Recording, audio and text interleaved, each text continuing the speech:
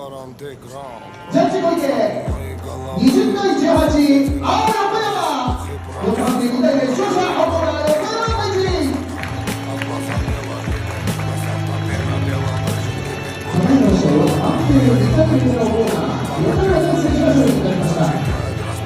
参加した横山選手には最近の100人総裁をいたしまして、金星相手に出た金星の T シャツ、そしてノーバックが贈られます。